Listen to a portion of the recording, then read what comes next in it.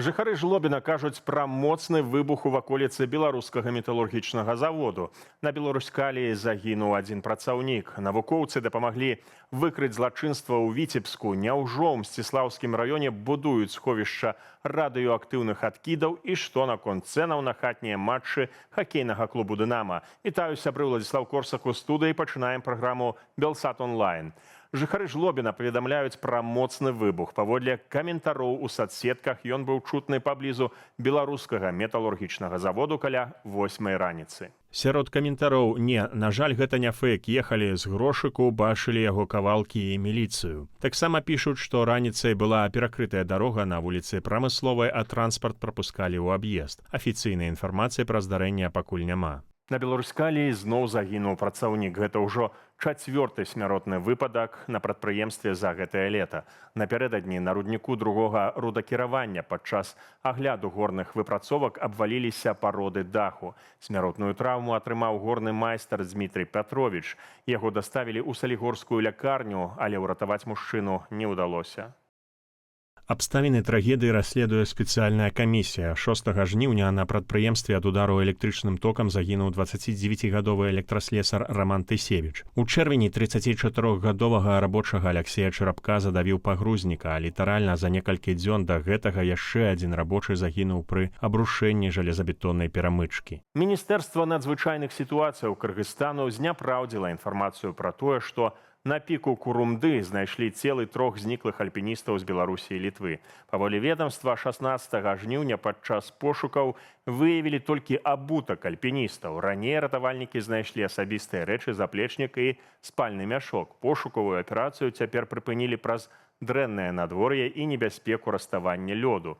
Наступны этап папярэдне плануюць на канец жніўня або верасень. Раней удзельнік пошукавай групы і старшыня Беларускай федэрацыі альпінізму паведамлялі, што з дапамогаю дрона на вяршыні імаверна заўважылі целы зніклых. 3 альпіністаў, 2 беларусы і грамадзянін Літвы зніклі ў пачатку жніўня падчас спуску з піку Курумды вышынёю 6613 метраў. На пошукі сябры і блізкія сабралі 109 000 еўраў. У Віцебску, дзякуючы унікальнаму навуковаму эксперыменту, раскрылі забойства 14-гадовай дзяўчыны. Злачынства адбылося яшчэ ў студзені 2020-го. Дзяўчына выпала з гаўбца 3-го паверху кватэры 37-гадовага мужчыны і загінула.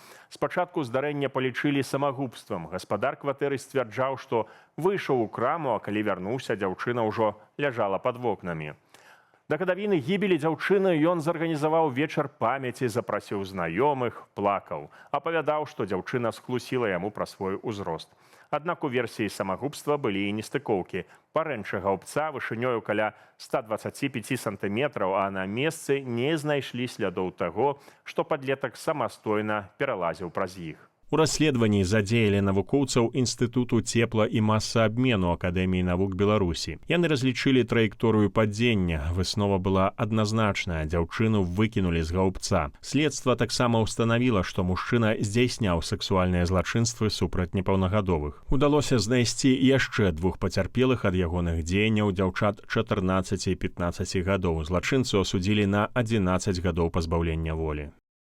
У горадскім раёне аўтакран практычна расплюшчыў легкавік. Паводле ДАІ, 59-гадовы кіроўца аўтакрана МАЗ на закругленні дарогі выехаў на сустрэчную паласу і сутыкнуўся з «Фольксвагенам». Ад удару легкавы аўтамабіль атрымаў сур'ёзныя пашкоджанні. 59-гадовага кіроўцу «Фольксвагена» з траўмамі шпіталізавалі. Прычыны і абставіны аварыі цяпер высвятляюць. У Менску ж 42-гадовы кіроўца БІТ на вуліцы Пляханова каля дому нумар 3 не захаваў бяспечнай дыстанцыі і ўрэзаўся ў аўтамабіль «Хавейл». 2 пасажыраў з гэтых аўтаў даставілі ў медустанову для абследавання. У ДАІ нагадваюць, што атрыманне бяспечнай дыстанцыі дазваляе пазбегнуць сутыкнення нават у выпадку экстраннага тармажэння аўтамабіля наперадзе. У Мсціслаўскім раёне могуць весціся падрыхтоўчыя працы для будучага сховішча радыёактыўных адкідаў. Пра гэта паведамляе выданне «Флагшток» са спасылкаю на аналіз спадарожнікавых здымкаў. Адметна, што афіцыйна пляцоўку для могільнікаў яшчэ не выбралі, а экалагічная экспертыза толькі наперадзе. Аднак на адной з 3 магчымых тэрыторыяў ужо высеклі лес, выраўнялі рэльеф і засыпалі пяском кіламетровую нізіну з ручаём. Растлумачыць такія маштабныя земляныя працы патрэбамі сельскай гаспадаркі складана. У мясцовым сельсавеце на пытанне пра тое, што там адбываецца, не адказалі, проста кінулі слухаўку. Сумна вядомы прапагандыст Андрэй Мукавошчык паспрабаваў патлумачыць масавае правяранне арганізатараў квізаў. Паводле яго, квізы ды іншыя інтэлектуальныя гульні сталіся месцам, дзе могуць збірацца беларусы з пратэставымі поглядамі. Тых, хто затаіўся, трэба вычысціць, цалкам сабе ў стылі Шаракава з сабачага сэрца заявіў адстаўны гулец клубу вясёлых і кемлівых. Ну і вядома ж, паўтарыў мантру пра тое, што нават тых, хто ў 2020 годзе паставіў подпіс за альтэрнатыўнага кандыдата на прэзідэнцкія выбары, трэба не дапускаць да працы ў культуры, адукацыі, дзяржаўнай службе ды іншых публічных сферах. Нагадаю, раней Белпол здабыў і апублікаваў дакументы, з якіх вынікае, што Мінкульт ужо ў 2022-2023 годах адмаўляў арганізатарам імпрэзаў, у тым ліку праз подпісы за альтэрнатыўных кандыдатаў і так званую дэструктыўную грамадзянскую пазіцыю. Мукавошчык жа прызнае, што прамога закону, які забараняў бы такім асобам працаваць у пэўных сферах, няма, але, маўляў, зачыстка будзе працягвацца. Менскі хакейны клуб «Дынама» апублікаваў праграму на хатнія матчы ў новым сезоне КХЛ і паведаміў, што цэны ў параўнанні з мінулым сезонам не змяніліся.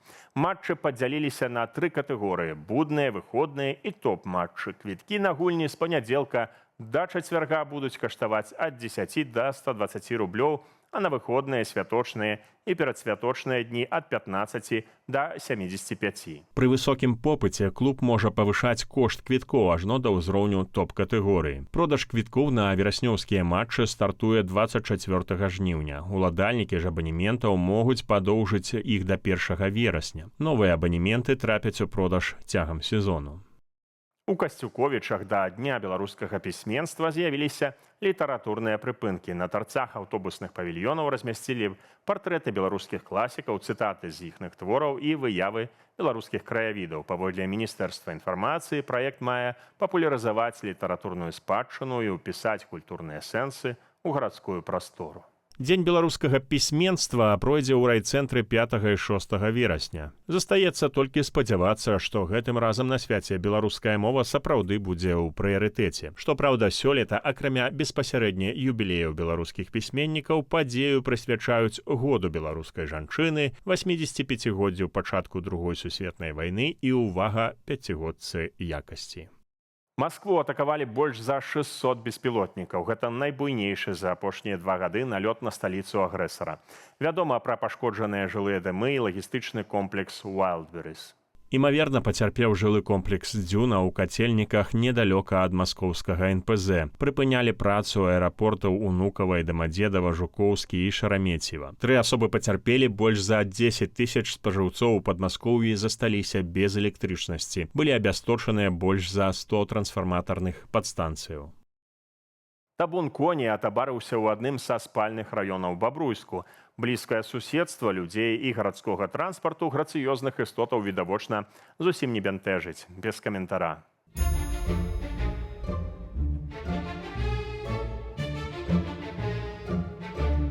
На гэтым развітваюся, сябры. Стаўце лайк і падпісвайцеся на канал. Гэта вельмі важна для прасоўвання аператыўных і незалежных навінаў. Бывайце.